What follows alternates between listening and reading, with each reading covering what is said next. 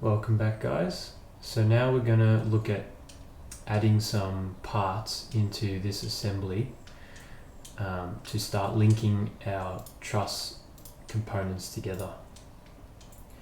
So a really handy feature within our assembly file is that we can create parts directly from it.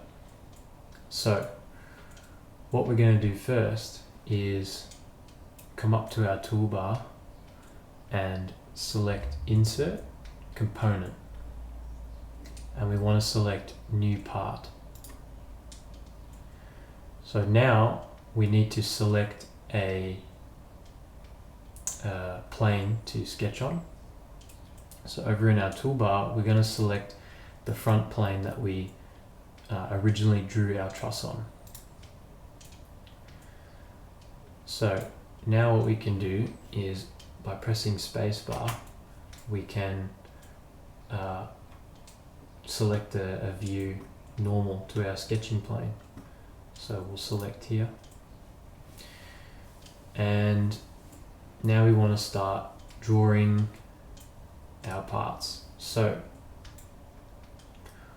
what we can do is begin in Sketch. Now you can link your truss members together in any other creative way that you may think of, but I'm just going to show you one simple way just to explain the concept.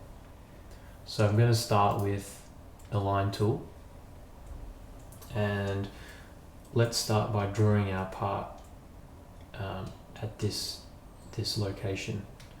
So what I'm going to do is come over to the center and draw a line, and then I'm going to select the line tool again and do for construction, and I'm going to draw another line.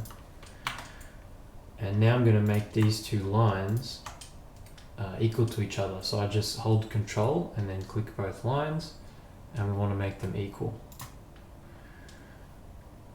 Now we want to put in a dimension. We're going to say that this line here will be 25 millimeters long. Now we can still see that the lines are blue, so let's just drag some lines around and see if it moves. So we found it moves, and this gives us a pretty clear way of knowing what's free to move and what hasn't been constrained yet. So let's put that back, and now what we'll do is select this line and this line, and we'll make them collinear. So now they're straight, and now we need to specify the distance under this line that we want. So we'll make this 5 millimeters.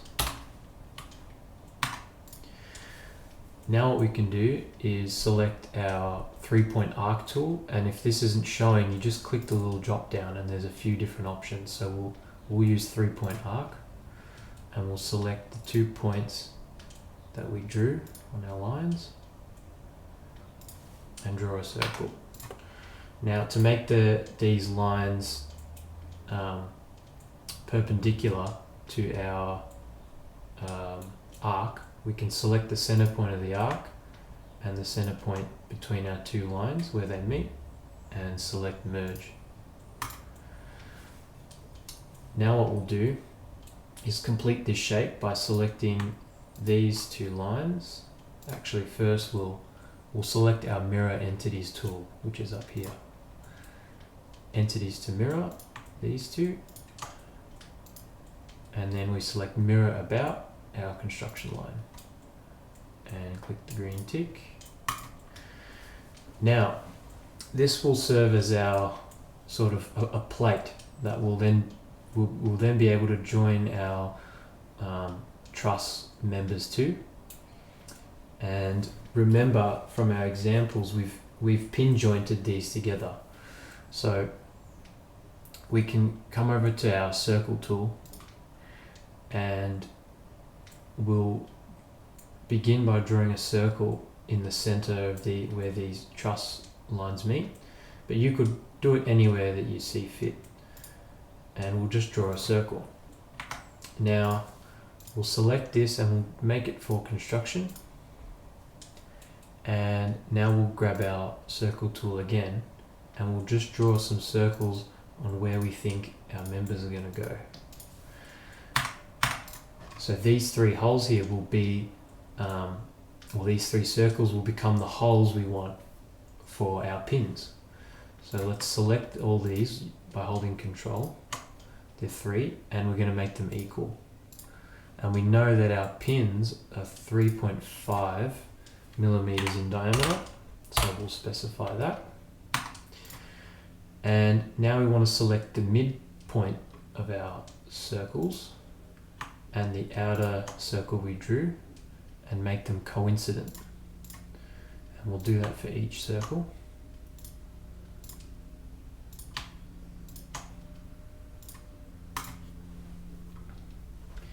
And now we can specify the diameter of this circle. So let's make this one 30 millimeters. So now we can change the position of our holes just by changing the diameter of this circle, and our holes will always remain on our line for where the members will go. So now what we can do is turn this into a real part. So instead of clicking Exit Sketch, we can skip that step to be a little faster. So up in our toolbar, we'll select Features, and then over here we'll select Extrude Boss Base, and we can rotate our camera and see a preview. So let's, we can leave this as is, or we can flip it to another direction. So for now I might just flip it to here. And if we remember, the allowable thickness for acrylic sheet is 3 millimeters. So we can make this 3 millimeters. But if you're 3D printing, you're limited to 5 millimeters, so you could do that. But for sheet metal, it's a little different. So see my other videos for that. So we'll make that 3, and we'll just press Enter and then select the green tick. So now our part's been generated, and on our timeline we can see that the part we've made is written in blue. This means that we're in a workspace that is allowing us to modify that part. So what we can do is then click this blue arrow in the top right, which will exit our part editing feature. And then we can see a little update symbol, a traffic light on our part. To remove that, we need to go up into this top toolbar and select Rebuild. And this will update our part.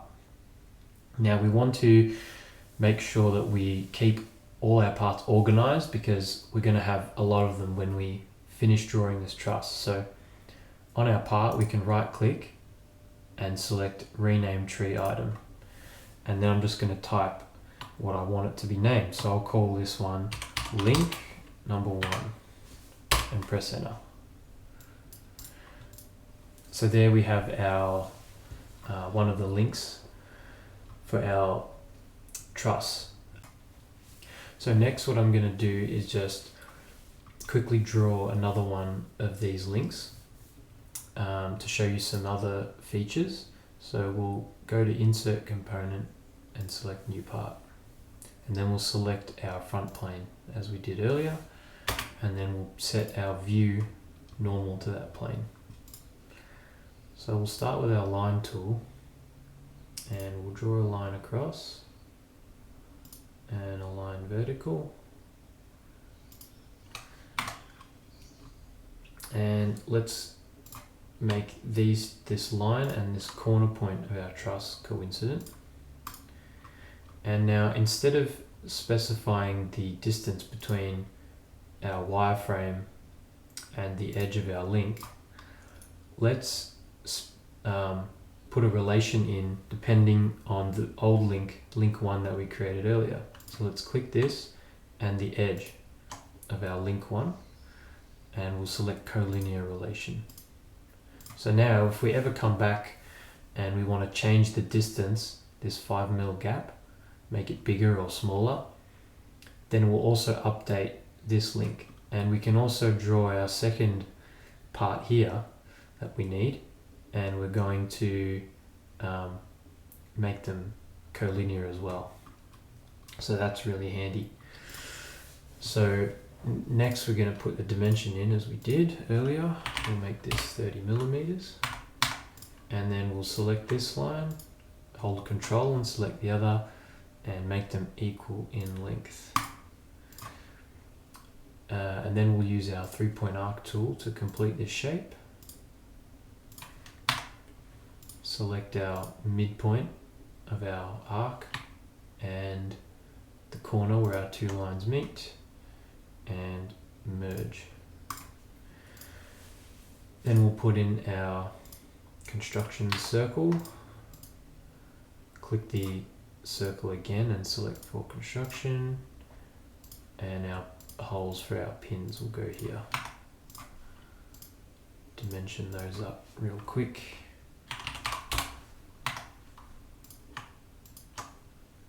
Equal, and we might have to zoom in. We want to always select the midpoint of the circle. Coincident, click here, hold Control, click there, coincident, and now we want to put our dimension here in. We'll make this 30mm. We'll go a little bit bigger, 35. Cool. So there's our new link. So once again we will select our blue arrow, or we can save time by just going straight into our Features tab and select Extrude. Now we want to rotate and make sure that we're extruding the same direction as before, and see we're not, so we'll reverse our direction and make sure that we've set our distance to 3mm or whatever thickness that is provided to you. So there we have our part, and we're going to select our blue arrow in the top right to generate that part. Now we can right click the link we just made once again and rename this to link number 2. Then we'll update our part by clicking the rebuild button. So now I'm going to show you once again that we can link, we can create our truss member in here and link it to these two parts. So we'll go to Insert and Component, New Part. And this time we're going to select the back face of one of these links. So we'll select link number 2, and then we'll go to normal to that view. So what I'm going to do first is draw 2 circles. So if we come over to our pinhole, we can see it shows our midpoint. So we'll select that and we'll draw a circle, and the same with the other pinhole where we want to link to. Now we'll make these equal in diameter, and we'll join them together with one line, but we don't want that to be tangent. Actually, let's make it tangent. So we can either select the yellow points, or we can select one part of our circle if it'll let me. Okay. Anyway, that's okay. So that's tangent. But we can always click these 2 lines if it's not tangent, and we can add that tangent relation. Now what we'll do is draw a construction line from the center point of our 2 circles, and then we will mirror this line. So we'll select mirror tool, this and mirror about that line. Now we want to add the pinholes for our link, so we'll select the circle tool again and draw 2 circles. And what we can do is select this circle and the hole from our link, and then we'll make these co-radial, so they'll always be the same diameter. Finally, we have to define the diameter of these outer circles. So we'll make this pin 7 millimeters. And finally, we need to close the sketch off so that we can create a solid part. We can see that our member in the middle is not grayed in, and this is because we have a closed drawing on our circles. So we'll just select the trim tool and we'll drag and go through this line, that one, and that one, and then click the green tick. So now we have our link, and once again we'll make this a solid part. So we'll go to features and extrude this out to 3 millimeters, and we want to extrude it the other direction. We don't want to go this way because that's not gonna work clearly. So let's leave it at the other direction and click the green tick. And now we will select our blue arrow to exit the member, this part edit, and we can then rebuild this part, and we'll rename this to something else. Let's call it member 1. Cool. So in the next video, I'm going to show you how to mirror these parts and complete our truss basically. And I'm going to skip ahead and draw the rest of these links on this one face. So in the next video, you'll see that, and then we'll mirror everything and complete our drawing. See you then.